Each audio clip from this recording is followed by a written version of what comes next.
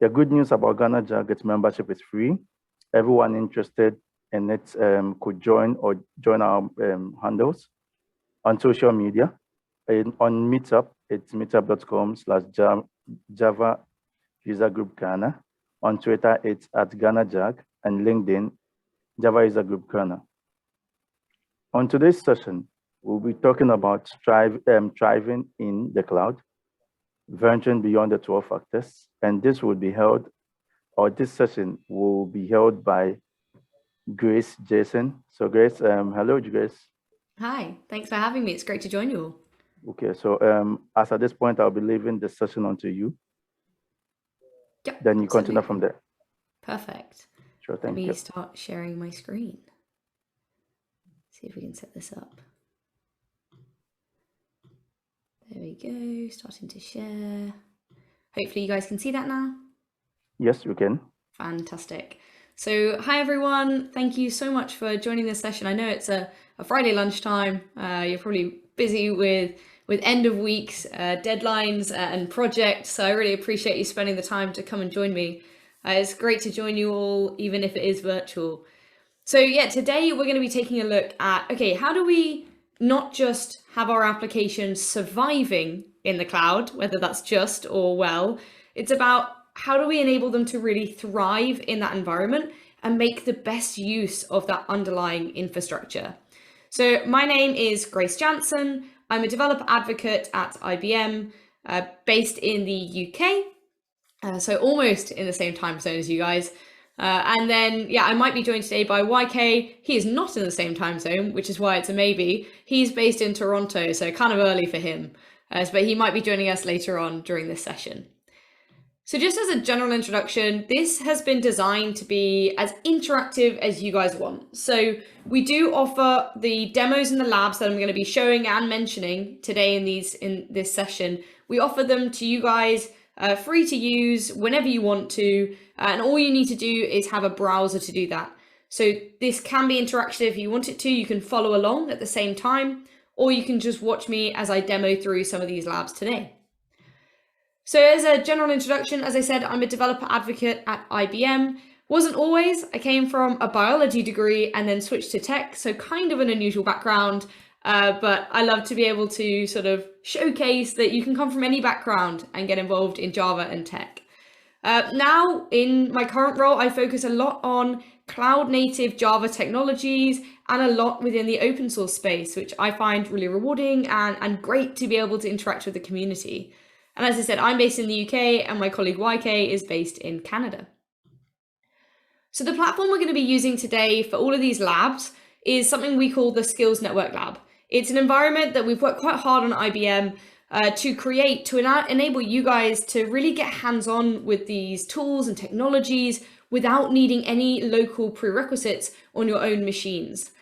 Now you do need to sign in to be able to access these, but as you can see, there's loads of different social logins. And as we're often all developers who are in these communities, I'm sure we all have GitHub accounts or perhaps other things like LinkedIn, Google, etc. So you can use any of those to sign in. Unfortunately, we did have to add that in because Bitcoin miners like to take advantage of systems that don't have logins. So a login was needed for this system for us.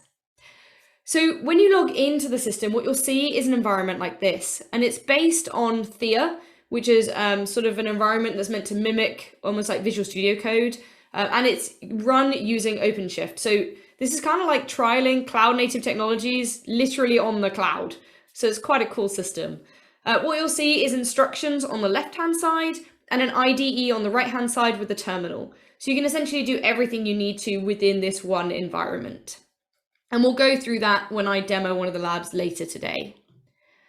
When it comes to the lab and the applications we use for these different guides and tutorials, we try and keep the lab the same in every guide because that enables you guys just to focus on the new technology you're trying to learn instead of trying to actually understand the underlying application first. And we tried to make that quite simple. It's just made up of two different microservices. One is a system microservice, and that just returns the system property information for a specific host every 15 seconds. And the second one is the inventory microservice. And that just tracks the number of systems you have, and then it can invoke the system microservice to retrieve information about your system and then store it in that list. And we can access that through a REST request, as you can see here, GET request, to be able to access that information. And so that's going to be the same throughout all the labs that we see today. And we're actually going to be accessing them through the Open Liberty Guides page. So if you do want to follow along, you'll need to access them through this link here. So it's openliberty.io/guides. And that's where we're going to access each of these labs, but they will be there afterwards. So if you don't want to access them right now, you can do it afterwards. We're not planning on taking any of these down. And if I don't cover a guide you're interested in, then definitely go back to the website and check it out for yourself afterwards. So let's dive into the topic for today. We're speaking about cloud native, and it's important for us to first take an understanding of, okay, why are we trying to build applications that really thrive within this environment? Hopefully you guys are familiar with Toy Story. If you're not, fantastic film, definitely check it out. And you'll know this sort of phrase of, ooh, the claw, and in this case, the cloud. Really, it's about this excitement of the cloud offers us all of this fantastic infrastructure, and so we as developers get pretty excited about it. It offers us various different behaviors that we didn't necessarily have or wasn't as easy to get when we were running, say, locally or on-prem. So things like having increased scalability of our applications, being able to rapidly scale up and down depending on load to our work, having microservices that are loosely coupled, that are highly resilient, that are really rapid and speedy to bring up and bring down depending on what we need. Having that robustness, enabling greater observability of our applications. So all of these behaviors are what we're gaining from moving onto cloud infrastructure and taking advantage of that. But how do we achieve these specific behaviors, and how do we make applications that really are designed for the cloud? And this is where different methodologies can come into play that can be quite helpful in guiding us when we're designing, building, and creating cloud native applications. And one of the ones you might be familiar with, or you might not, it's a quite a common methodology that's referenced, is the 12-factor app methodology. Now, if you've not come across it before, definitely check out the 12factor.net website, and it goes into detail on each of these factors. As the name suggests, the 12-factor app methodology is based on 12 factors. And these 12 factors are really designed to emphasize specific behaviors or qualities or characteristics of the application development process to enable you to create effective cloud native apps. It was originally developed at Heroku and then has been sort of adopted by the wider community. And these are the original 12 factors. Now, the nice thing about this methodology is that it's not specific to a certain platform or language or tool stack, for example. It can be applicable to essentially any application. And so it can be quite handy regardless of your specific application or tool set or platform or language. Now, this was a fantastic introduction, essentially, to this discipline of building cloud native applications. However, this was developed around a decade ago, and technology has advanced since their initial creation. And in some situations, it is now necessary to either elaborate on these original 12 factors or even add in new guidelines to really meet modern standards and take advantage of our modern infrastructure. And so this methodology has been evolved into the 15-factor app methodology. So this is loosely based around the original 12 factors with some additional revisions to them. And then there's also 3 additional factors as well. So here you can take a look, and those of you who are keen-eyed will notice the original 3. I won't make it hard, I have highlighted them just to make it a bit easier. So the 3 additional factors that have been added are things like API first, telemetry, and authentication and authorization. Now we'll go into these in a bit more detail specifically later on in this presentation. And as I mentioned, there's also some additional iterations on the original. Like, for those of you who are keen-eyed, you'd have seen the original first factor was code base. It's now one code base, one application. So things like making those distinctions really crystal clear about, it's a one-to-one relationship between your code base and your application, but a one-to-many relationship between your application and your deployments.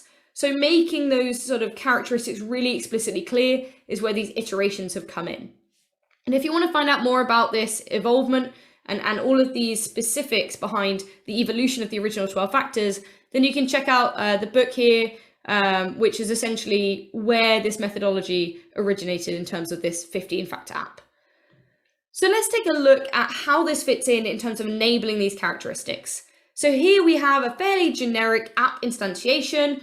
We have sort of an arrow here going along representing our delivery pipeline. We've got this sort of public or private cloud environment where we're deploying our apps. And we've got things like our repositories where we might be pulling artifacts down from or publishing artifacts to, really representing that whole end-to-end process of creating a cloud native app.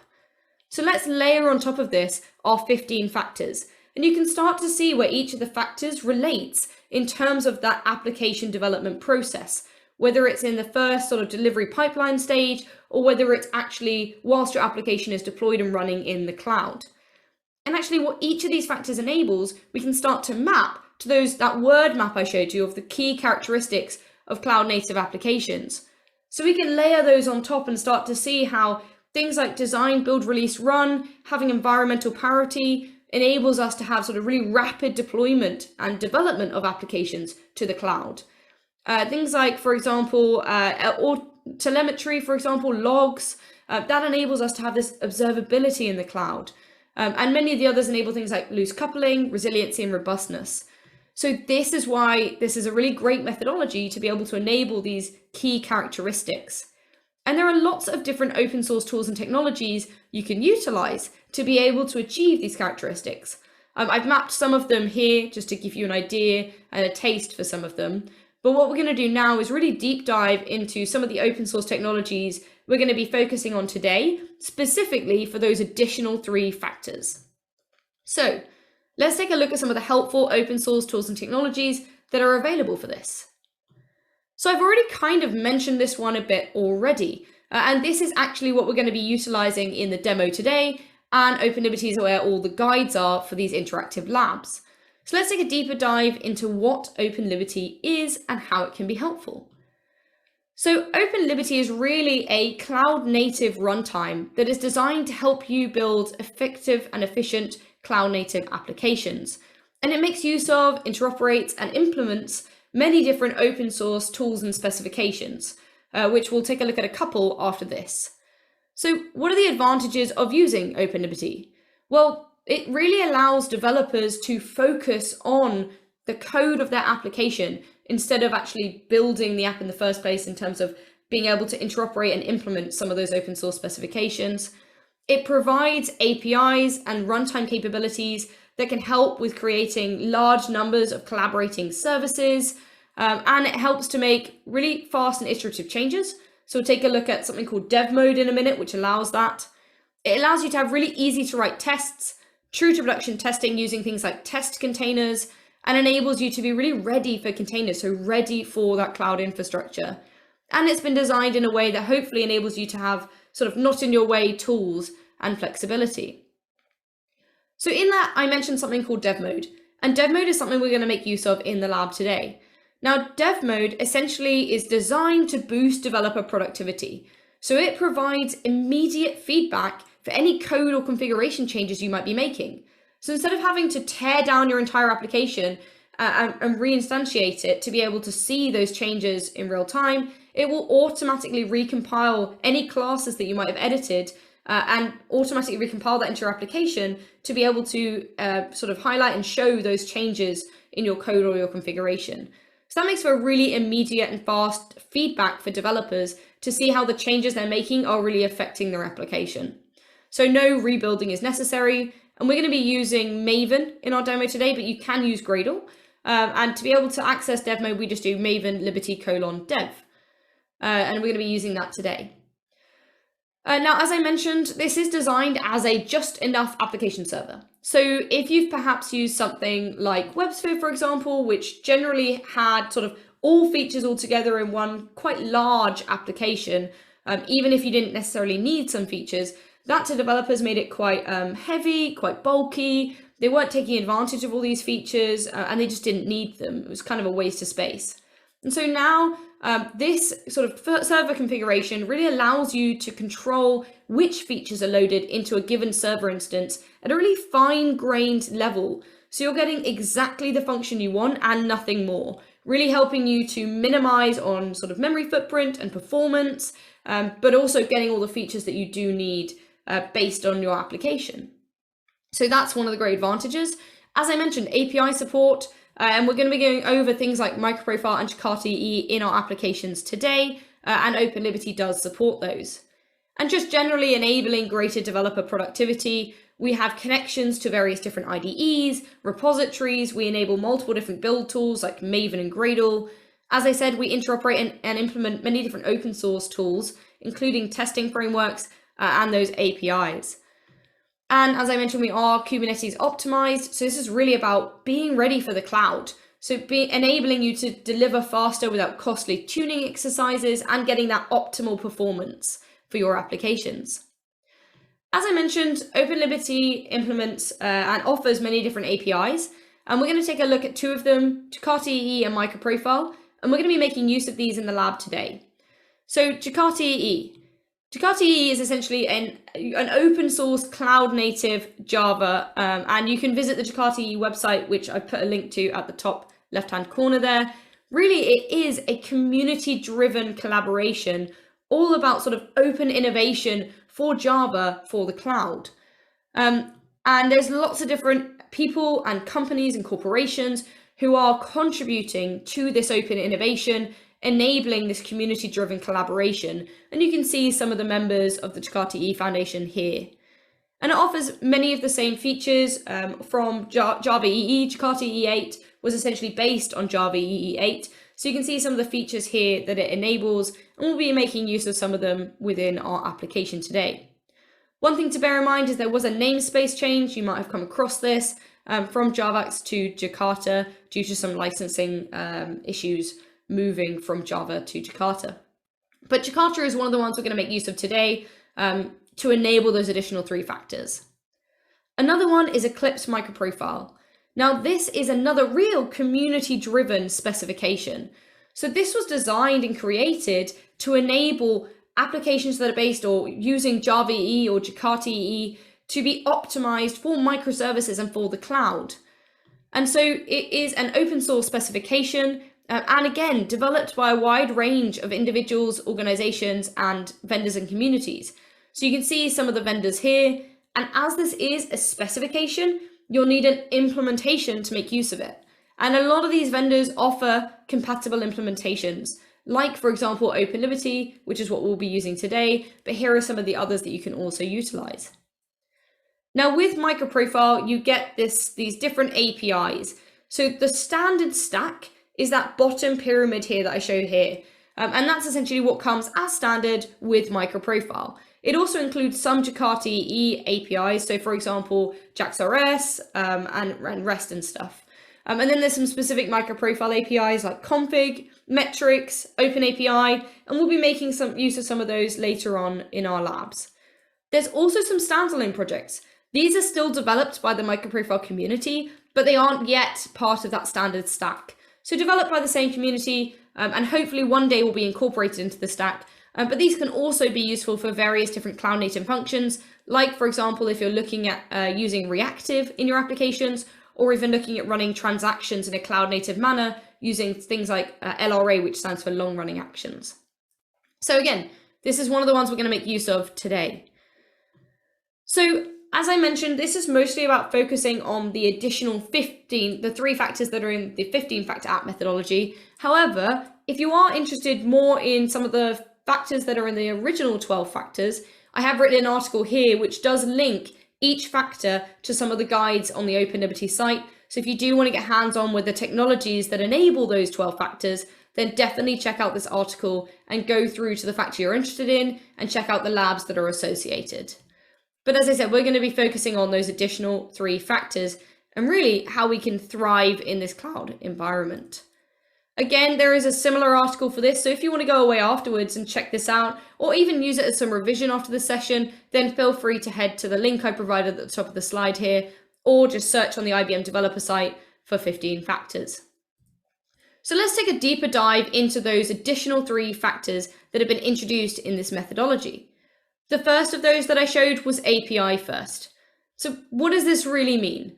The important thing to think about here is that a lot of these factors don't necessarily map to specific physical requirements that are imposed by the cloud. Some of them are more about the habits and behaviors of both people and organizations when building cloud native apps. And this is kind of one of those.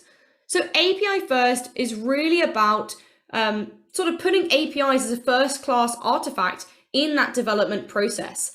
Because really what we're thinking, sort of the mindset of this is, when we're building for the cloud, we're building as to be part of this ecosystem of different services. And we're going to be interacting with each other through APIs. And so really what you're building isn't necessarily a microservice, it's an API that's going to be consumed by a client application and service, whether that's another microservice in your application, maybe built by another team, or whether that's an external third-party service that someone is using. So this is sort of, by putting APIs first in the mindset of developers, it really helps us to be able to avoid integration failure and to really formally recognize APIs and think about them in our design phase, as well as when we're actually creating our applications. So by sort of having it right at the design phase, it allows us to be able to test and vet our direction and our plans before we invest too much in supporting a specific or given API. This enables us greater flexibility because we can then change or tweak our APIs depending on what our clients and our customers need. And it also enables that greater collaboration with stakeholders, getting their feedback throughout the entire development process. So really, it's about being participants in this ecosystem, sharing public contracts, and utilizing sort of API, sort of open source specifications to be able to document our APIs. Because really, when you're in this ecosystem of services, any other service should be able to know what you're offering in your microservice through your API without having to dive deeper into the code of your specific microservice. And this is where documentation of your API can come in really helpful. So to achieve this, we can use things like, for example, Open API Initiative or API Blueprint. These are both open source specifications, and actually Microprofile offers an API called Open API, which essentially you can utilize as well, and we'll be showing in our lab today. This Open API Initiative is really focused on creating and evolving and promoting this sort of vendor neutral description format that we can utilize. Originally, it was based on the Swagger specification, but has been donated to the open source community. So it's a fantastic way of us providing this documentation for our APIs to make it really clear as to what they are and how to use them. And so this is the first lab, and this is the one I'm going to be demoing in our session today. I've given the specific link to it there. And again, you can find this on the OpenLiberty website just by heading to the RESTful Services section, or by searching for Open API or documenting any of those, or using the direct link here. So we'll go deeper into that in our lab today. But for just now, let's take a look at those additional 2 factors now that we've taken a look at the first. So the next factor that was added is telemetry. Now, for those of you who are keen-eyed, you might have noticed logging in the first original 12 factors. You might be thinking to yourself, well, if I already had logging in there, why do I need to add telemetry as well? Well, logging is a really good start, but it is generally a tool that we're using during development to diagnose issues, errors, and code flows. Logging is really typically orientated around the internal structure of your app, rather than reflecting this sort of real-world customer usage. So in short, it's kind of logging is how you collect data about your app in the lab, whereas telemetry is about how you collect data once that app is released into the wild, deployed in the cloud. So this concept wasn't in the original 12 factors, but really enables you to monitor in real time your application and gain key insights and metrics into how it's behaving, so you can potentially fix any issues, bottlenecks, failures, etc. Before they affect your customer, and can ensure that your application is performing as effectively and as best as possible. And this is especially important because our applications are naturally getting more complex. Our applications and supporting environments are often composed of hundreds, if not thousands of microservices And they're highly dynamic, distributed, and often scale automatically to be able to meet our users' needs. And so they are, as a result, more complicated. And so it's more important than ever that we're able to monitor our applications and gain these insights in real time, and to be able to do this so that we can keep our mission critical applications up and running. So how can we achieve this factor? Well, there's lots of different tools that you can use for metrics and monitoring. We're going to take a look in these labs at two different APIs from Microprofile. There's Microprofile Health and Microprofile Metrics. Health enables us to be able to see whether our microservices are running healthily. Are they up? Are they running okay? And metrics is where we can set specific metrics that we want to be recording and gaining from our microservices to understand their behavior and performance. And we can also utilize those metrics and use tools like Grafana dashboards to be able to view those in a visual context to more easily recognize patterns and spot potential issues with our applications. So for those guides, you can take a look at this guide here, which is adding health reports to microservices, again, available on the OpenLiberty website. Now, if you want to go a step further, you can take a look at our second guide on this, which is about doing this with Kubernetes. And there's a second link for that at the bottom of that slide. And for metrics, you can take a look at our metrics guide here, providing metrics from a microservice. And again, these are using the Microprofile specification and OpenLiberty as well. Now, the third and final additional factor is authentication and authorization. Now, I found this really interesting.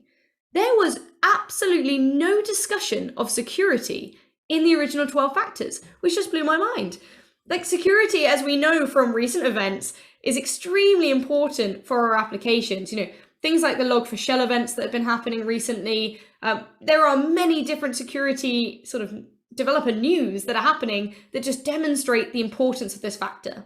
So this is adding in that security element, really showing that it is a vital part of application development, especially for the cloud. Cloud native applications have to be secure applications because your code, whether it's compiled or raw, can be transported across many different data centers, could be executed within multiple containers and accessed by countless different clients. Some of them may be legitimate, some of them might be more nefarious. So it's important that we include this security aspect into the entire development process. And so we can use things like, for example, RBAC. So RBAC stands for Role-Based Access Control. And really that's where we're able to provide specific users with specific access within our microservices, depending on their role and what they need. We can also add additional security implementations by adding in both authentication, so finding out who you are and verifying that, and then authorization. Does that person have the authority to be able to access the specific API or microservice or service within my application? And this is all about increasing security. So how can we achieve this factor? Well, we can, firstly, we need to be securing our endpoints with things like RBAC, and we can use tools like, for example, OAuth, OpenID Connect, and again, Microprofile has one called JWT. JWT stands for JSON Web Tokens and allows you to store session information about users to be able to authorize and authenticate them. And so you can take a look at the JWT guide we have if you'd like to get hands-on with this. So it's called Securing Microservices with JSON Web Tokens, and this will allow you to check out the Microprofile API offered to be able to add that sort of security element to the endpoints of your application. So that's the 3 factors that have been added to that 15-factor app methodology, and some of the tools and technologies you can check out to be able to implement those factors. But as you saw from the 12 factors, there are a bunch of other behaviors and sort of characteristics we need to be thinking about when building applications that really thrive within the cloud. And so a lot of those relate into those additional specifications and tools that I was talking about throughout this presentation. And so if you'd like to try them, then check out some of the other labs we have on the OpenLiberty website, like, for example, configuration, checking out how Microprofile config can help you to externalize your configuration outside of your application code logic. You can also check out some of our testing frameworks. Obviously, testing is very important to ensure our application works as we intended. So check out some of the testing labs that we have. Or if you're interested in something like reactive, for example, then we've got a few reactive labs as well. So now I'm going to dive into the lab that I had prepared today to show. And so this lab is actually for the, for the Open API first sort of additional factor that I showed. So if we head to the OpenLiberty website, so this is the link that I gave first at the beginning of the presentation. So if you head to the OpenLiberty website and head into the guides section, which you'll see as a menu option in the top here, when we click on guides, we can either just scroll through, we've got loads of different guides, and find the guide we want, or we can use the menu on the left-hand side here, or we can use the search function. So I'm just going to search for Open API, because that's what I'm interested in trying out today. And this is the lab I'm going to be showcasing here, which is called Documenting RESTful APIs. So if you want to follow along, absolutely feel free. Otherwise, I'll be doing this lab alongside you, so you can just watch and then try it in your own time if you'd prefer that as well. Let me post the link into the chat in case you guys want to follow along with what I'm doing. And again, if you just search for Open API, you should be able to find the lab itself. Once you click on the lab, it will open a new page like this. Now, all of our labs come with both a local format and a cloud-based format that you can use.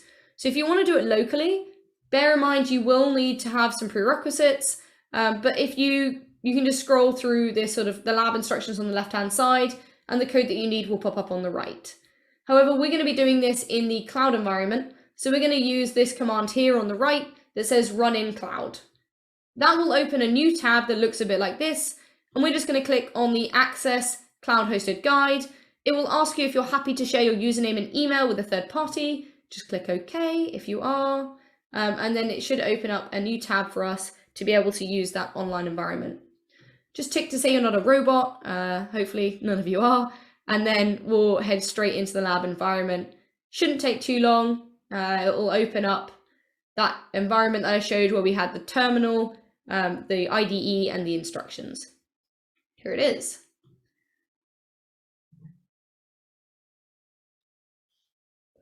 Fantastic, so that's appeared for us, perfect. I'm just going to make this terminal a little smaller. Now, if you've logged into this at the same time with me and you don't have a terminal showing, no problem, just head to the menu at the top of the IDE here, select Terminal and New Terminal, and that will open a new terminal for you down the bottom. I'm just going to close that because I already had one up and running. Hopefully the text size is big enough for you. Please let me know in the comments if you'd like me to zoom in at all, and I can zoom in a bit on my browser here. So as I mentioned, the instructions are on the left-hand side. So I'm just going to skip through the first few because it's essentially what I've explained in the presentation. So as I said, this is using the Microprofile Open API specification, which was originally based on the Swagger specification, but was donated to the open source community. This is all about providing that API first approach, documenting our APIs so that we can be part of this ecosystem of services effectively. So let's take a closer look at this. What we're going to be doing, as I mentioned, if you remember back to that application we're using, we have two microservices, inventory and system. We're going to be documenting the RESTful APIs that are provided as part of the inventory service. And that has two different endpoints, /systems and /properties. These function in the same way as all the other microprofile guides we have, so check those out if you're interested in learning more. So to get started, we're going to use the commands on the left-hand side. There's two ways to do this. You can either copy them using this sort of two sheets copy button. You can copy them and just manually paste them into the terminal here. So I'll do that for the first one. This first command is just verifying that we're in the right directory, which we already were, so that's good. The other way you can utilize these commands is by just selecting the execute button, which will automatically paste and execute them within your terminal. So I'm going to do that for this git clone command. So this is all open source. So if you want to check out our guides on GitHub, you can absolutely do that by utilizing the link we provided here. But for just now, we're just going to clone them and CD into the repo for this particular lab today, which is called Guide Microprofile Open API. Now, if I head to my Explorer, which looks a bit like two files together here, if I open that up and go into Project, you'll see that I now have the project ready to go. So if I open that up and take a look at the file structure or the directory structure, you can see here that we have a file called Start and a folder called Finish. Now, this is the same for every guide that we have. We have these two different directories. Start directory is essentially what we're going to be building upon throughout the instructions in this lab to be able to then get to what we should get to is the finish directory. So that contains the finished project that we're going to build at the end. So if you want to, in a lot of our guides, we offer for you to try what you'll build beforehand. So you can go into the finish directory and essentially take a look at the application, what it should do, how it should function before you actually go through the lab itself. But for just now, we're not going to do that, just in the interest of time. Also, it's kind of fun to have a surprise at the end. So we're just going to skip straight into the start directory instead. So I'm going to skip all these instructions and head to the next instruction pane. So just make sure that you are in the start directory. You can execute this command. I'm going to close this Explorer so you can see it better. Or you can just do cd start. So I'm just going to cd start into that right directory. And as I mentioned before, we're going to be doing dev mode. So if you remember back to those slides, dev mode allows us to be able to automatically recompile classes that we've changed to get that really rapid iterative development experience. So enabling us to see immediately what the effects of changes we made to code and configuration are. And so to do that, again, as I mentioned, we're using Maven in these guides, but you can use Maven or Gradle, totally up to you as to what you prefer. Because we're using Maven, we're using this command, Maven liberty:dev, to be able to start Liberty in dev mode. So when this is up and running, our server is then going to be listening for any changes that we make and then automatically recompiling and deploying our updates whenever we then save that change. So it will only recompile and deploy when we make a save to a class. Because otherwise it would be super annoying whenever you made even this tiniest change, you'd then have all this stuff running in the background when you don't necessarily want that. So we only do it when we save a class. And you'll know that it's up and running and ready to go when you see this message, Liberty is running in dev mode. So we've just seen that pop up here in our terminal. Hopefully you guys are seeing this as well if you're following along. So Liberty is running in dev mode. That shows us that we are ready to go. Now, in order to follow along with the rest of the guide, we are going to need to open up a new terminal because this terminal is going to be holding the state of dev mode essentially. So it's completely taken up. So we can't run any other commands on it. So just go to terminal, new terminal, and it will open up a new terminal for you. Okay, so we're already using Jakarta RESTful Web Services framework in our application. And this does handle really basic API generation for Jakarta RESTful Web Service annotations. So we already have a skeleton open API tree that can be generated from the inventory service. We can use this tree as sort of a starting point and then augment it with annotations and code to then produce a more complete open API document. So in order to see what this sort of really basic API tree is, we're going to run this curl command. So if I run that curl command, I'm going to open up my terminal a bit more so you can see this in a bit more detail. What you'll see is this very basic open API tree that's generated from that sort of default Jakarta RESTful service annotations. So as you can see, we can kind of see like the different endpoints. Okay, we can tell like, okay, I can see some schemas there, some pojos, but I don't really get much information on what those endpoints do, what I need to be able to use those endpoints, what are the pojos for? Like it doesn't, all it tells me is okay. Like okay is not a description. That is just great. It's there. Like that doesn't help me much. So we're going to be augmenting this to be able to actually make this useful for someone trying to use these endpoints. Now, what I'm also going to show you is if you don't want to view it in the terminal, there's also a really cool UI you can use. Now, if you've disabled pop-ups, please enable pop-ups for this one service or one tab, and you should be able to see something like this pop up. So here it's more of a graphical representation of your different endpoints and any schemas or pojos that you have. So let's open that up. And again, what we can see is essentially a more graphical form of what we saw in that terminal. So we can see the description, the code. Okay, I've not got anything in that box, but maybe that will be helpful later. And we can see a similar thing for the pojos. And as you can see, it's not that helpful. So now we're going to augment it to be able to actually see these changes and make this a bit more helpful. So we're going to use, so as I said, because these annotations are processed by default, we don't have to go from scratch. We can just augment them and augment this existing code without needing to rewrite portions of the Open API document that are already covered. Like we've already got things like the endpoints, we just don't really know what they're for. So we're just going to be implementing them. So we're going to open this inventory resource class to be able to augment and edit this, to be able to add some more detail. So here's the class. You can use this button, or you can head to the Explorer view and find it for yourself within that file structure. Usually I find it easier just to use the button, opens it automatically for you. So scroll down right to the bottom of the code we provided here. We're going to copy it and select everything, delete, paste, and save.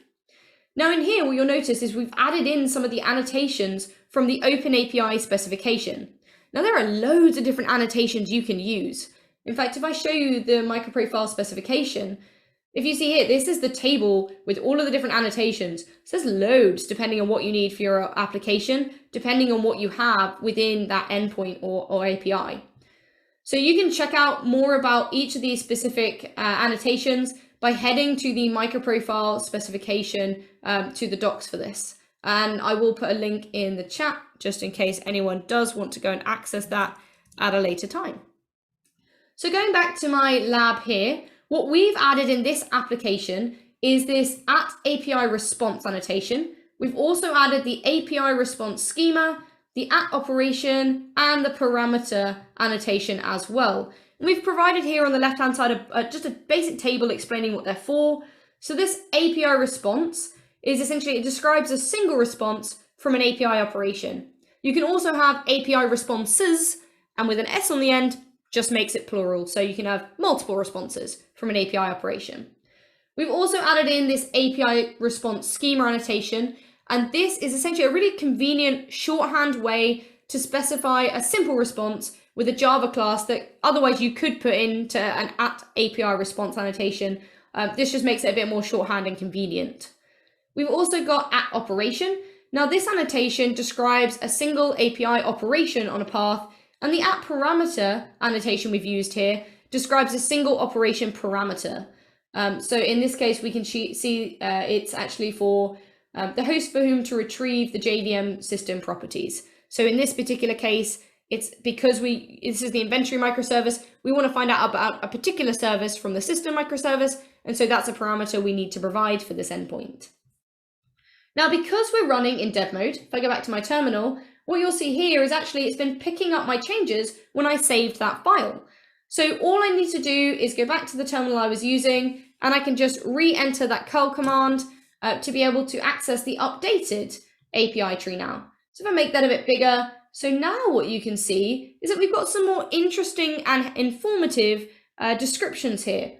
So we've got a summary of what it is, we've got a description of what these endpoints are doing, so we can see that this system endpoint returns the currently stored property pairs for the inventory. So that gives us a bit more information of, okay, this is the endpoint I want, or this is not the endpoint I want. So at least we can now start to see that without looking into the code itself. And we've got that for both the inventory systems and for this one as well. So we've got some more information there. But if I scroll down, what you'll notice here is that actually we haven't really added anything in for the POJOs. So that's still pretty unhelpful. So that's the next thing we're going to do, is that we're actually going to edit the POJOs as well. So annotations from OpenAPI can also be added to POJOs to describe what they represent. At the moment, we don't have a meaningful description for it. So now we're going to add in some more detail. So to do that, we need to do this. We need to open up the inventory list.java class. So if we open that up in our IDT, I'm just going to shrink down this terminal a bit so you can see my code. And again, copy and paste in the code that we provided for you here. And remember to save. This environment doesn't automatically save, so just remember you're doing that if you're following along. And here you can say we're actually utilizing this @schema annotation, which is mentioned in the table here. There it is at the bottom. So @schema allows the definition of input and output data types. It's quite useful in this case. And essentially what we're doing is annotating both the class itself as well as this sort of required this sort of variable, which is the systems variable in this case. We also need to edit, so this is one POJO, but we have two POJOs. So we need to edit the second POJO as well. So if we open that up in our terminal and copy and paste in the code that we have here, select everything, paste, and remember to save. Again, we're still using the @schema annotation, this time both for the system data class, the hostname variable, and the properties variable. So again, remember, we're still running in dev mode. So this has all been picked up automatically by OpenLiberty. So then we're going to head back to the other terminal we have open. And again, just enter that curl command again, and we'll be able to see this updated API tree.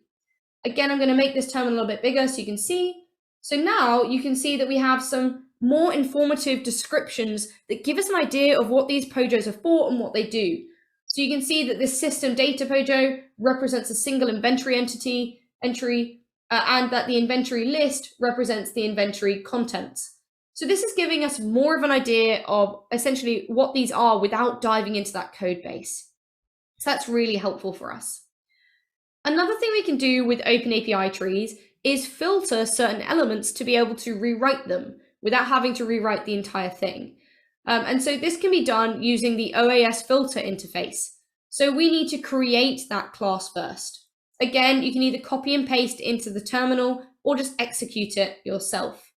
So I've just executed that, and now I can open it up using the button, or again, you can go into the Explorer view and find it yourself.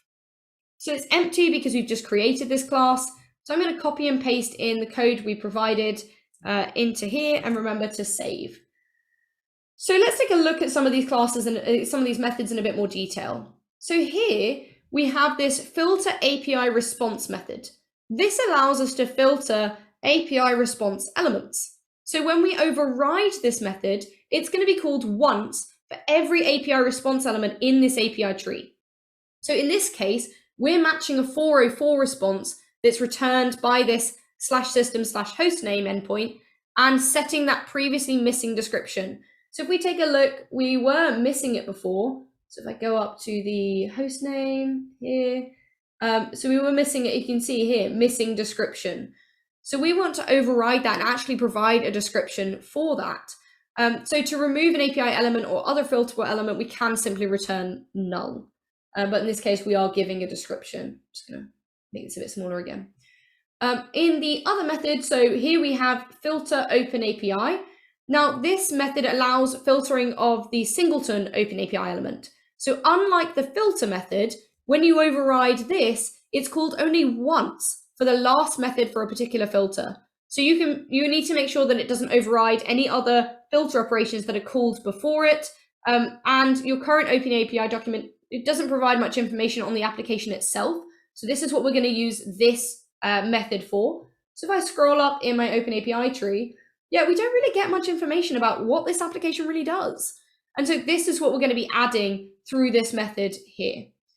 So again, because we've been running in dev mode, all I'm going to do is rerun that curl command to be able to see my updated tree. So make this a bit bigger. And what you can see here is that, there we are. Let's get to the right place. Where's the 400? Oh, have I missed a step? Oh yeah, I've missed a step. I haven't done my configuration, so I need to do that first. So in order to actually be able to use this filter class, we need to create a Microprofile config configuration properties file. Now, if you want to learn more about Microprofile config, we have a whole guide on that. And actually it's linked to at the bottom of these instructions. Or you can go back into the OpenLiberty website and just head into the configuration section and you'll find it there. So I'm going to make sure I do this touch command to create the configuration file and then open it up in my IDE. Make this a bit smaller. And then copy what's given to me here, paste and save. So essentially what we're doing here is enabling this configuration file. It's going to be picked up automatically by Microprofile config, and then it's going to register our filter by passing in that fully qualified name of the filter class into this Microprofile Open API filter property. So now I'm going to do my curl command. There we go. And now what you'll see is the information has changed. There we go. So you can see there's my description for that 404 that we were missing before. Then if I scroll up to the top, you'll also see that extra information we've added. Things like what license is this application using? What's the title? What's a basic description for it? So adding in this extra information using that filtering, those filtering sort of methods that we had. So the next thing I'm going to show you is, okay, how can I use pre-generated OpenAPI documents? So this is kind of as an alternative to what I've just shown you. So instead of generating the OpenAPI model tree from code, we can just provide a valid pre-generated document to be able to describe our APIs, and our application can pick that up. Now, for this, you have to name the document OpenAPI with either a YAML or JSON extension, and you have to place it in a certain directory, in this case, meta-inf. Now, depending on your scenario, you might be providing a document that's fully or partially complete. If it's fully complete, then you can just disable the annotation scanning entirely by setting this, this sort of property in Microprofile config to true. However, if it's partially complete, then you can, in addition to this, augment it with a bit of code. So let's take a look at how we can do this. In this case, we're using a YAML file. So we need to create this file first. So I've just executed that touch command. I'm going to make this a bit smaller. There we go. And then open up this class. Here we go. OpenAPI.YAML. Remember, you have to call it OpenAPI. Either YML, YAML, or JSON. And I'm going to copy and paste in the code that's provided here itself. There we go. And save. So essentially, you'll notice that this looks quite similar to what we had for the original OpenAPI tree, except this time we're just providing it in that YAML file. Now we actually have some additional endpoints here just to show you that we're not just taking what we had before, this is replacing it.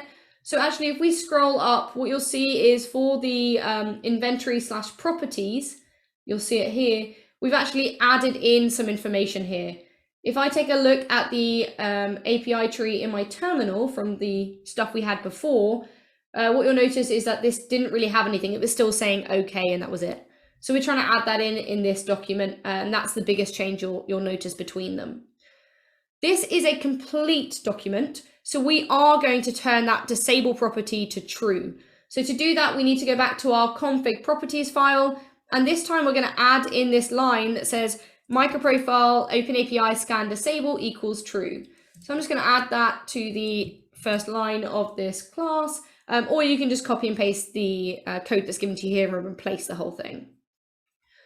So now we're setting it to true. We're going to run that curl command again. Remember, because we're still running in dev mode, don't have to recompile anything. So it's still keeping track of all the changes I'm making. So let's take a look and execute that here. Now, when we open this up, what you'll see is if I scroll up to that section with properties, now we've got a useful description for that endpoint. So you can see how we've used this file to then provide that, that documentation for these APIs. So that's one alternative you can use instead of just augmenting the sort of default OpenAPI tree. Now, as all good developers, we obviously have to run our tests to make sure our application's still running. Now, we haven't provided any automated tests to verify the correctness of the OpenAPI document. That involves manual verification by either using those curl commands, visiting the URL, or going back to that Swagger UI that I showed you. So if I refresh this now and take a look at some of these endpoints, what you can see here is that we've got a lot more information that's going to be helpful to me understanding this application and the APIs that I can make use of, as well as taking a look at some information on the POJOs as well. So feel free to check out this UI in more detail if you want a more graphical form of what I've been showing in the terminal in this lab. So now let's run some of the tests just to check the basic functionality of the inventory service. Let's make sure we've not broken anything in our application. So if we do experience a failure in a minute, this is probably a bug we've introduced into the code. So it's a good way of checking this. To do this, all we have to do in dev mode is literally just hit enter. It's as easy as that. And it will automatically start running the tests for us. And as you can see, good news, all of our tests passed. In fact, you might notice a couple of warning and error messages, but they are expected as part of one of our tests. So it looks like it's all up and running and working correctly. So it looks like we've just successfully added documentation to our APIs to really have that API first approach when it comes to building cloud native applications. And you've done that using the Open Liberty Cloud Native Runtime and that Microprofile Open API specification that we're making use of. Now, obviously, we have been using some of the other Microprofile APIs throughout this lab, like config, for example. And so if you do want to check out some more guides related to those, then make sure you're heading back to the Open Liberty website. In fact, if we go to configure, I need to get off this search, go to configuration, you'll find it here. You can check out any of these guides to take a look at how you can use Microprofile config. Now, because this environment essentially stores your progress, what we need to do is clean up after ourselves if we want to do another lab. So I'm just going to close all of my files that I've opened, close this second tab. Now to stop dev mode, I'm just going to use Control-C, Command-C, it depends on what you're using. There we are. And you can see server default server stopped. So that means we're all good to go with this execute command. So I'm just going to go back to that sort of original directory structure, so the home/project, and then remove all of that directory. So if I go into my Explorer, you'll notice it's disappeared from here. So we've successfully managed to clear up after ourselves. Now, if you do notice any issues that you find when you're doing these labs, then you can definitely raise an issue to share feedback, or if you think of something that might help contributing to this guide, or maybe you think of an improvement, then don't feel like scared or anything. Feel free to go to the GitHub repository and open an issue for that, or even open a PR and we'll take a look. This is all open source, so you can definitely add to it and check it out yourself. Now, I believe that's the first lab. So hopefully you guys have enjoyed that lab, maybe followed along as well. Now we still have a bit of time, and I believe YK has joined the call. So if you guys are up for it, we can show a second lab looking at one of the other factors, which is all about telemetry. So we can take a look, for example, at Microprofile health or metrics. Aisha, are you able to add YK as a panelist at all?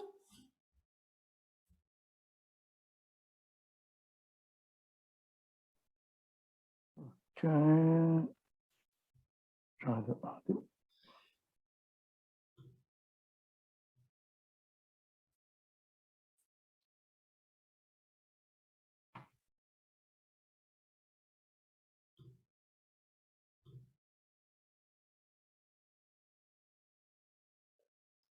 But if anyone has any questions in the meantime, feel free to put them in the chat, and I'll take a look myself whilst we're getting this set up.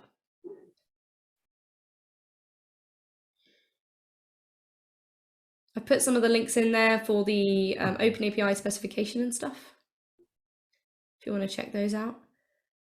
I think I'm not the host. Yeah, please, could you add YK as a panelist?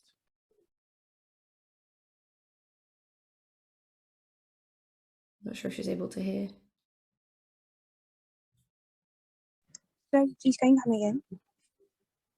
Could you please add YK as a panelist? Okay, sure. Thank you.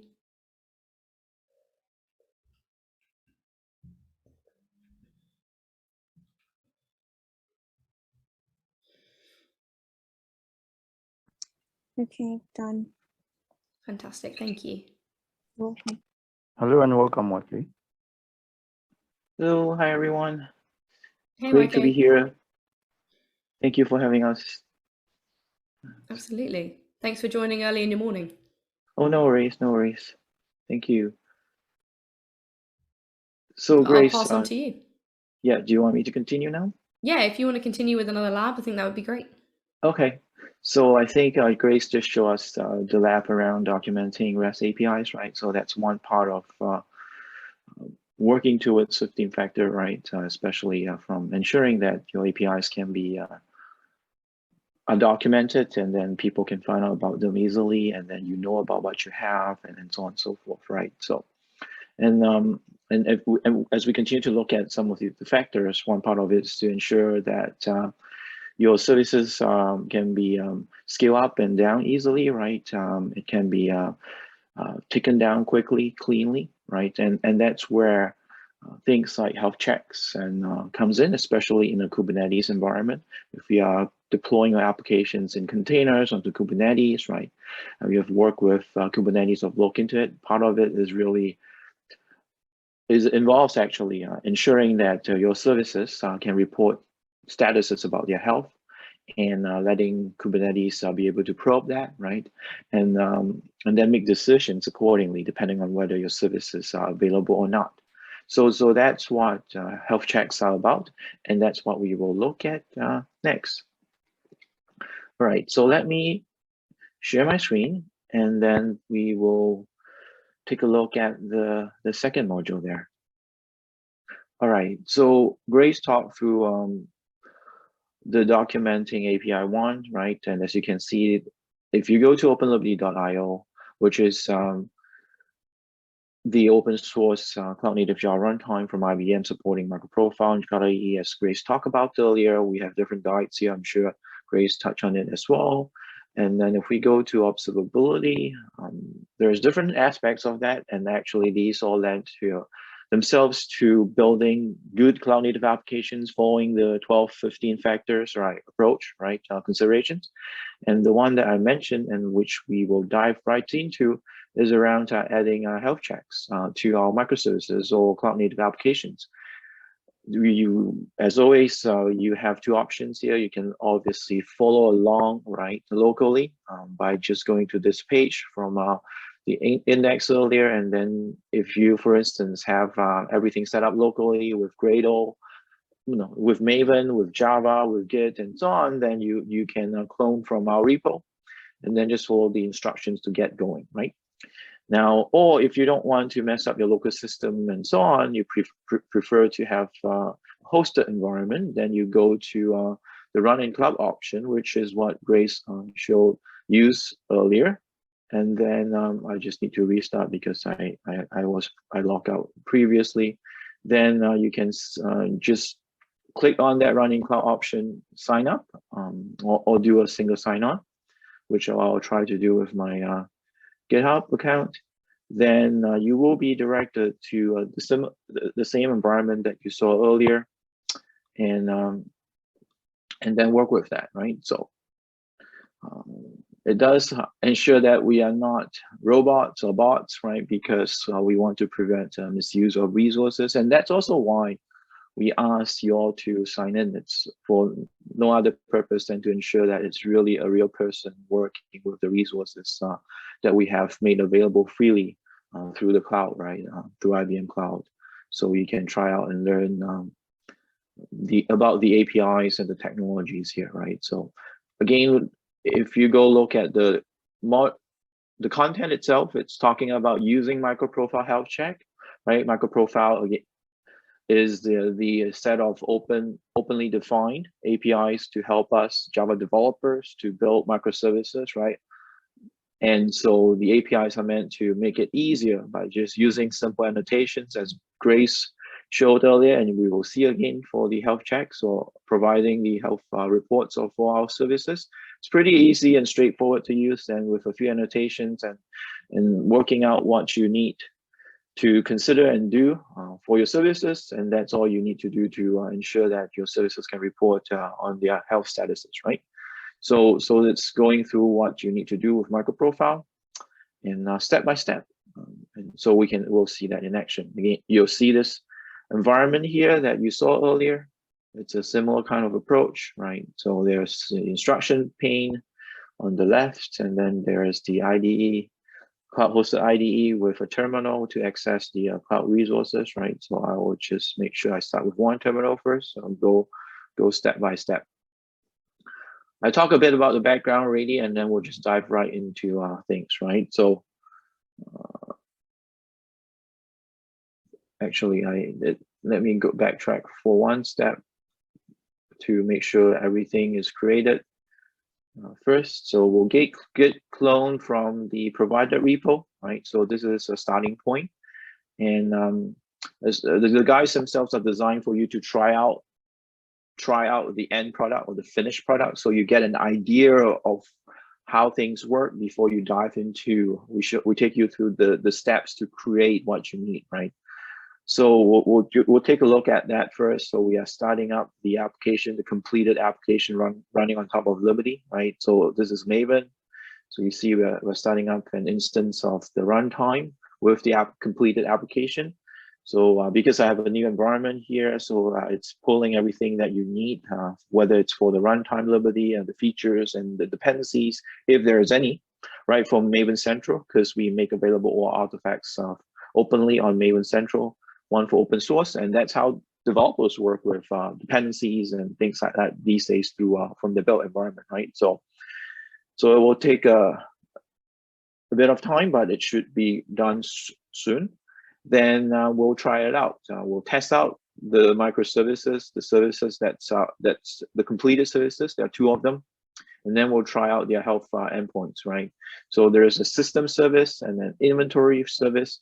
Grace should have talked about it, and that's the same that Grace shown earlier, right? We've tried to make everything consistent so you don't you know what you're working with as you move through different topics too.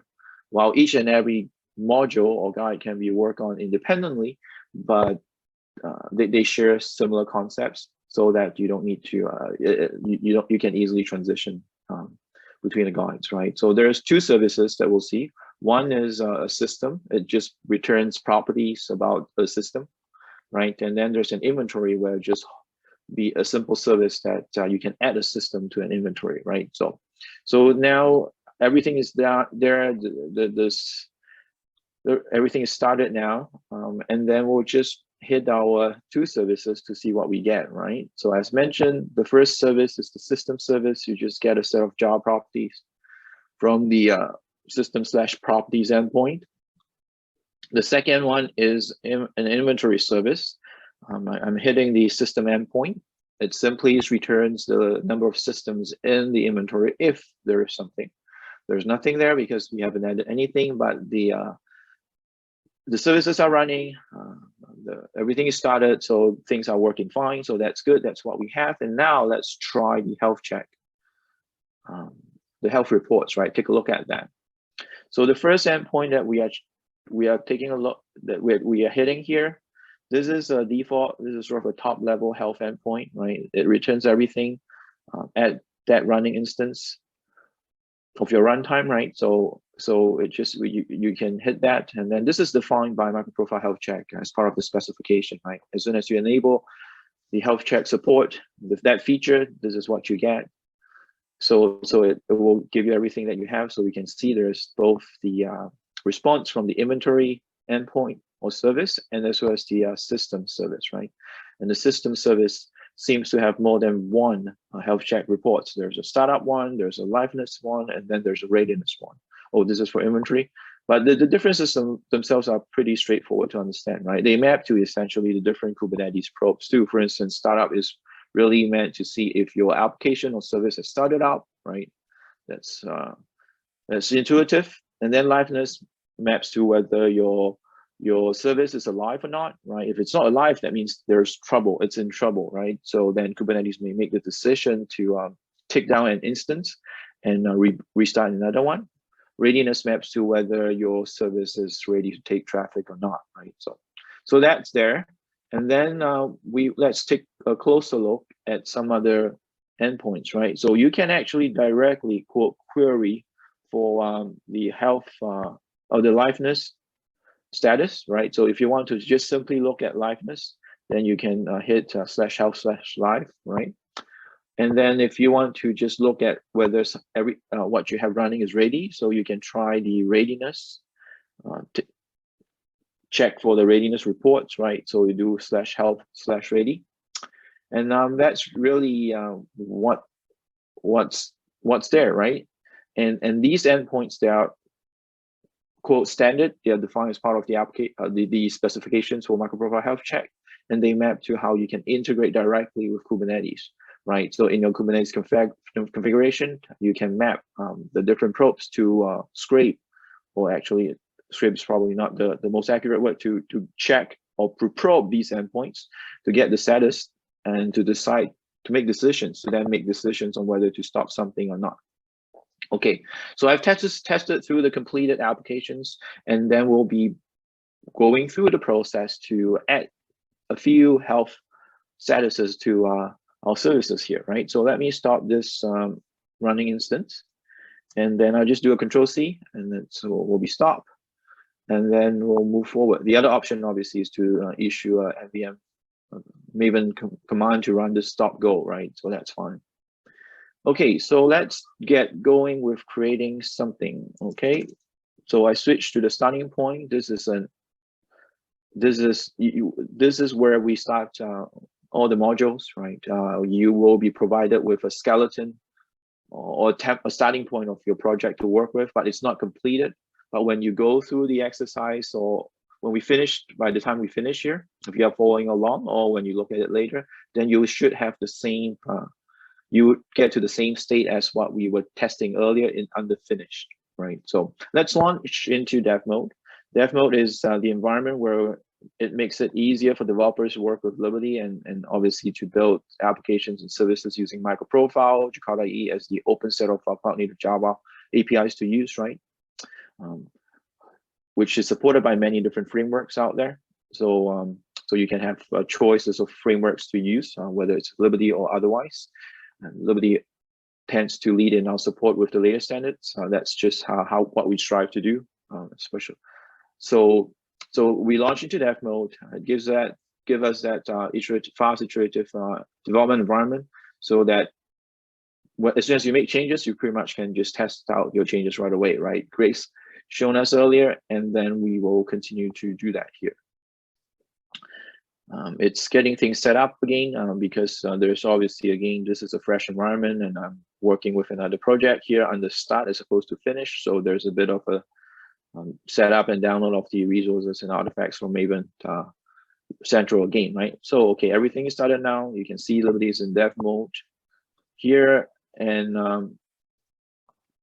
then it gives you some bit of information of where things are running, and if you need to attach a debugger, you can do that right away. And so let's go on with the exercise. Okay, so I talked about the background already, so we'll skip going through some of the details because I covered them live here.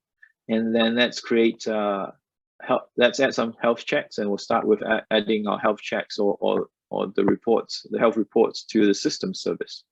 Okay, so it's asking us to first create a new file for the startup check. Okay, let's do that.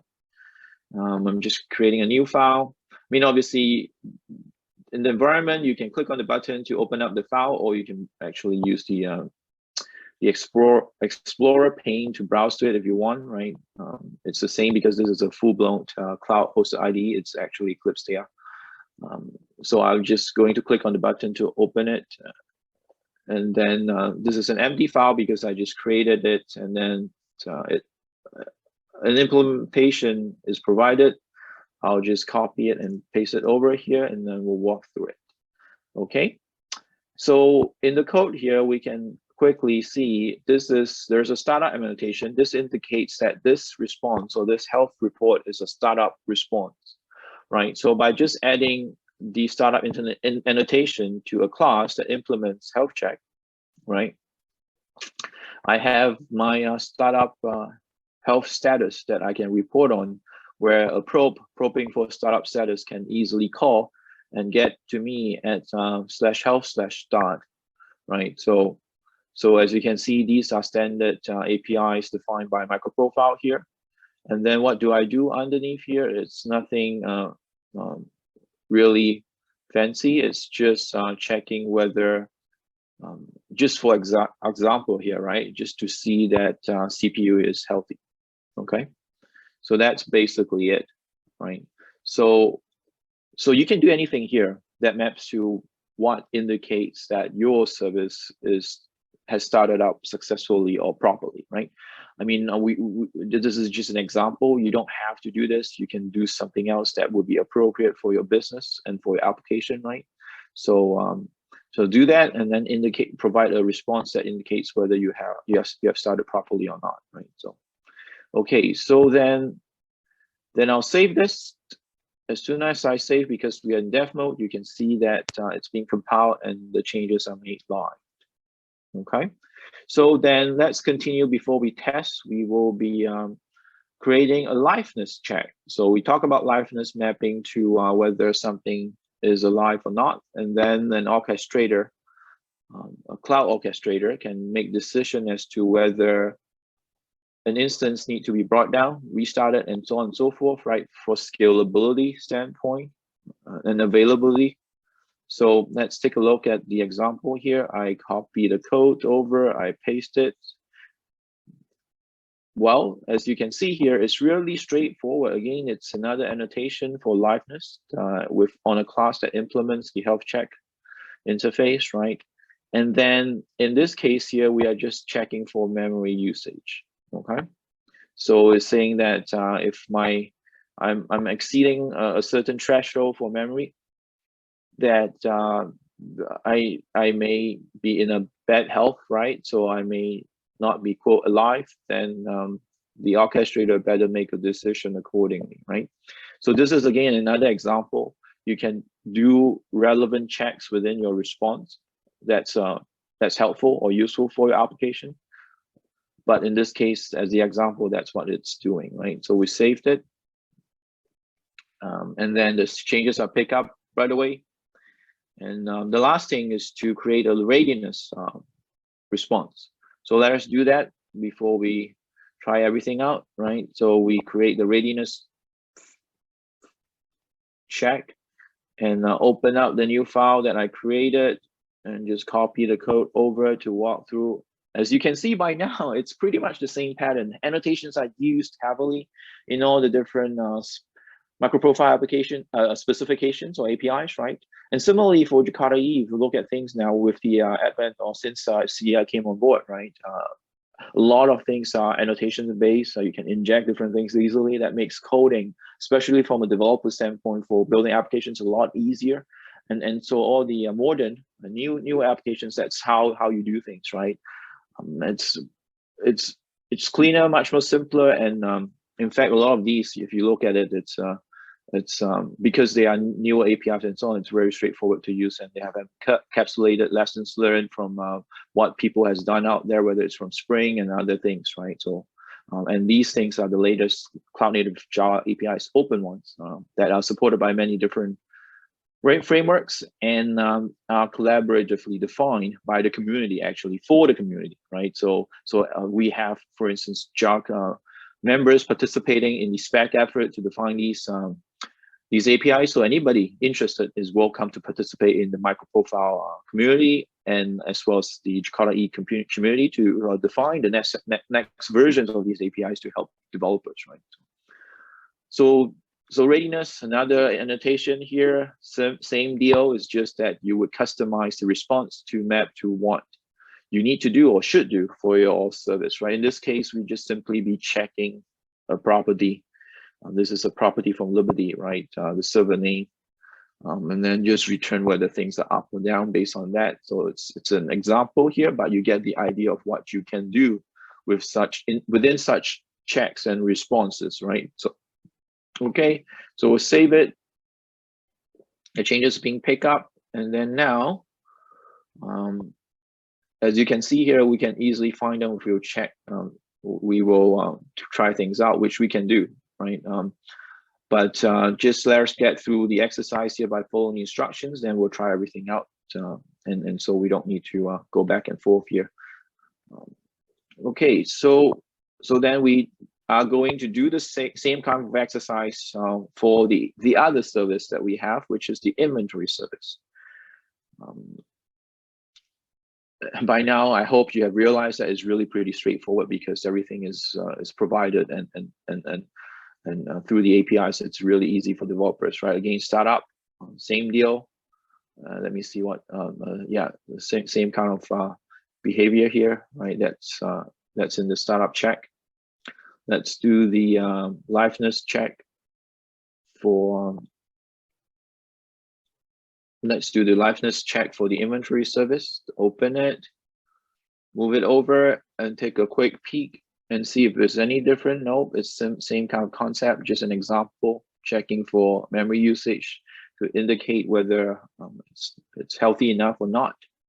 And then the last bit is really about, it's again, the last check is the readiness response, right? So we'll get that done to create it.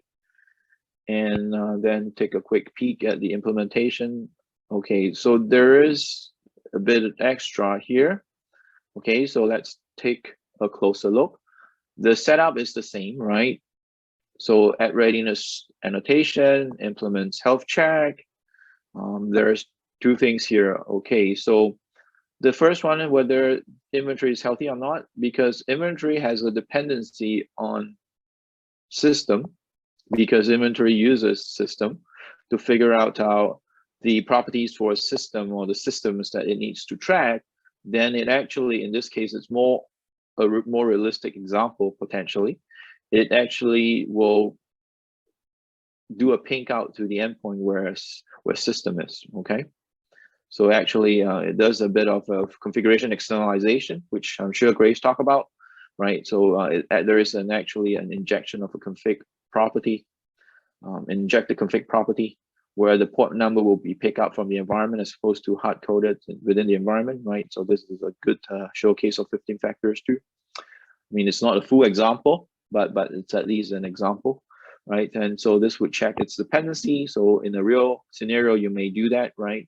And then there's also a bit of mock-up behavior where there's a property, another property, config property, where we can check whether something is in maintenance or not, right? So this is for simulation purpose. You'll see that in a bit where we can set a service is maintenance, then and the behaviors will change, or the health check response will change accordingly, because if, for instance, inventory is in maintenance, then we'll report a status where it's not ready, right? Because, for instance, you may be doing some updates and whatnot, you want to take down a service for some reason, or show dependent the other things out there that are dependent on your service, that your service is not available, is not ready, then you could do something like this. But this is a simulation, right? So for the purpose of learning here. But let's save everything, right? And so then we can go on to try things out. Okay, so that's good. Then let's try things out. Because we are in dev mode, everything is live already, we'll just go ahead and test the different endpoints and what we've created. So first we'll test the top level health endpoint to see if everything is good. So we added these checks, so the readiness, the liveness, and the startups. Let me count and make sure everything is up. Startup for inventory, liveness for inventory, startup for systems, readiness for system, and then liveness for system, and readiness for, okay, so I think we are good here. Okay, so all good. The code is live and good. And then we can drill down into the different ones, right? The startup checks and statuses, startup statuses. They're both good here. And then we'll look at the liveness, the same. We saw these earlier in the completed product, and we are seeing the same thing. So that means our code changes are all good, and we can test right away, as you can tell. Then we'll do something fancier by putting inventory. As I mentioned, this is sort of a simulation. We can put inventory in maintenance by changing this property here to true. Oh, typos. It's okay. And then let's save that. Okay, and then I try to ping the statuses again. And you can see, oh, it changed. It has changed, right? They have changed. So this is everything. We changed to put inventory in maintenance by setting this property to true from false. Then everything else is the same, except should be that the live readiness is not down, right? And that's the case because in our code, in the readiness response class, right, you can see that if the property is if the service is supposed to be in maintenance, return a false, right? That means that will give us a down response. And so in this case, maintenance is true, so that's why we get a down response here. That means, in a sense, indicating that the inventory is not, the service itself is not ready. Okay, so that's cool, right? And then if we will check the status of the overall service, then we get, when we ping the actual endpoint, right, of inventory, the system endpoint of the inventory service, we get an error that says the service is currently in maintenance.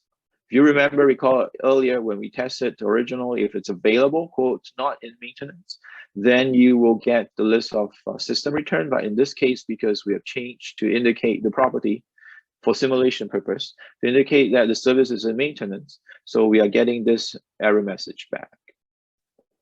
And then if I change it back to false to take it out of maintenance and try things again, then you can see things are back to normal, right? If I go to check everything again, the overall status is up.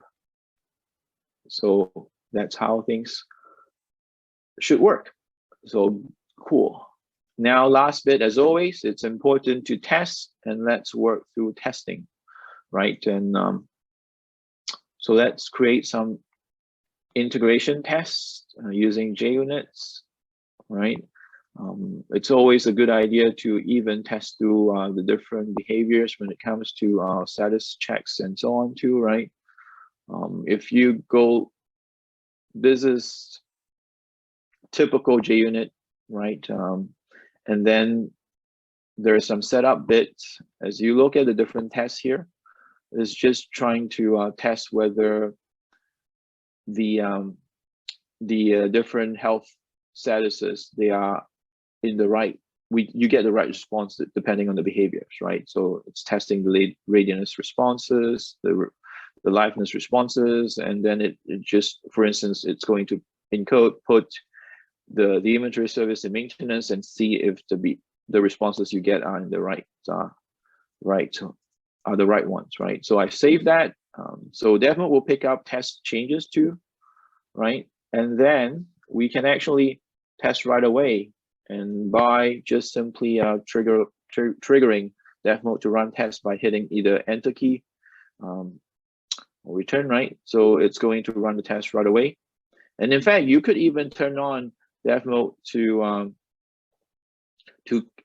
automatically run all your automated tests as soon as a change has been saved. So here it's on demand, right? Just press the enter or return key, and all the tests that we've added pass, so it's all good. And we can run them again, right? You can run them as many times as you want. The other option actually is just for what you call continuous testing, so to speak. If you like to work in that manner, you can turn on an option to do hot testing, right? So for every change that you save, we will rerun tests after we make the changes live, right? So if you prefer to work in that mode, that will enable you to do that, right? So all the tests are good. And then there's an exercise if we want to do. We can we'll try to mess around with the test if we want. Then to change, then to simulate that the test is failing and not and it's actually working. So let's try that. So for instance, the test is expecting it to change things and whatnot, right? So we change this one and then rerun the test. We expect some of the tests to fail because it's not detecting the right responses as expected, right? So that means, well, this is a simulation again to see that this helps us to avoid regressions by continuously testing, so to speak, right? So then you can easily ensure that your code changes is behaving the way you want, or you're not introducing additional failures, right? So things fail, if I change it back, rerun my test, everything should pass again. So then it's all good, right? So this gives you, let me make sure I save it.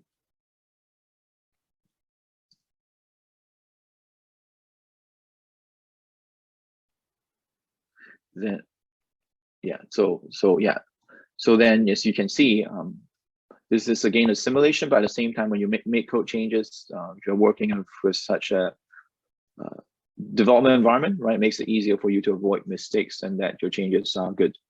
Okay, so then that's pretty much it for this module. I'll stop everything and I'll hand it over back to Grace.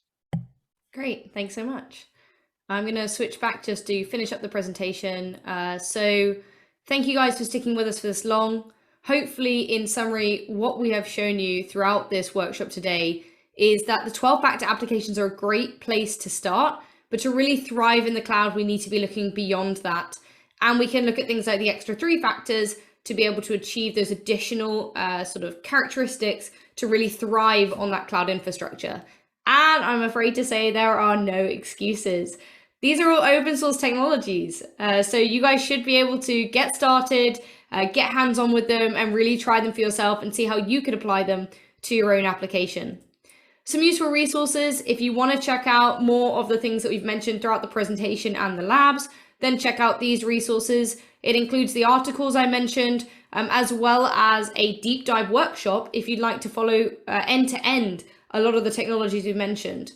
Or you can check out some of the open source technologies we talked about throughout, like Microprofile, OpenLiberty, and other ones like Jakarta and test containers, etc. And if you'd like to connect with us on Twitter, we'd love to hear your thoughts about the labs, about OpenLiberty, or anything cloud native Java. So feel free to connect with us on LinkedIn and Twitter. Thanks so much for listening, guys. If we don't get around to your question today, or you think of something later, or you have issues of any kind, YK and I are both on Twitter, and we'd be happy to hear from you. Thanks so much for sticking with us, guys. Thank you so much, Grace, and thank you so much, YK. I know it's early in your time, but thank you very, very much for your time. This session was fantastic. I really, really enjoyed the session, and I believe so did all of we. So in this session, we would enter into the question and answers. Please, if you have a question, you could raise up your hand. Grace and YK would be willing to answer. Or you could also put it into the chats, so we could read for you. Anyone? It's just so straightforward, clearly. Okay, I think YK, I have my first question since everyone is trying to type or something. So my first question is, in Grace's presentation, she showed us a physical representation, yet, or an interface of how the API was structured and the documentations. I was asking if there was one for telemetry. In terms of like an image of how the telemetry could work? Yes, in terms of which services are up and which services are down. So typically you wouldn't. So I would say that, for instance, if you look at the Microprofile health checks APIs or what it's defined in the specifications, they are defined endpoints where you can get those information. So it would be the, for instance, /health/live/health/ready, and that those are well-defined endpoints. So if you're working with Microprofile, the specification calls for every compatible frameworks that support it to enable and provide those endpoints at those locations for people to go there and get the information about the services, whether that's one service or whatever you have at that running instance, right? So you don't have to go look at random locations to find that out. But as part of the API definitions for Microprofile, it's defined in it. So every framework that supports it will provide that, and then you can go look or go send a response to that known endpoint to get something back. And you can do that with, obviously, you can sort of check those endpoint and get things back yourself with your code, or if in a Kubernetes sense, then you would point your Kubernetes probes to those endpoints. So then if you are using Microprofile for any runtime framework that you choose to use, as long as you have Microprofile health check and you're using Microprofile, they are at defined locations, if that helps. So you don't necessarily need to document them yourself because it's really built in. And the same for metrics. If you use Microprofile metrics, it defines that you can go to /metrics to get all your system level metrics. And then there's also an application, another level down, you can get metrics specifically for applications if you have any of those sorts. But if you go to say /metrics, you get everything back. So this is sort of built in or defined as part of the API or specification already. So they are known in that sense. You don't necessarily need to do additional documentation because if you are using it, it's what you get. Okay, nice, clear. It's clear to me now. Thank you. Welcome. Anyone with a question?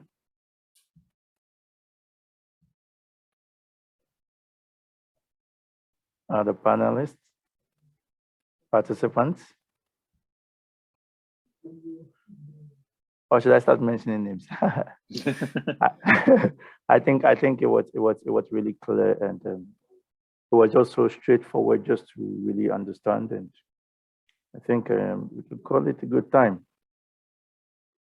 Great.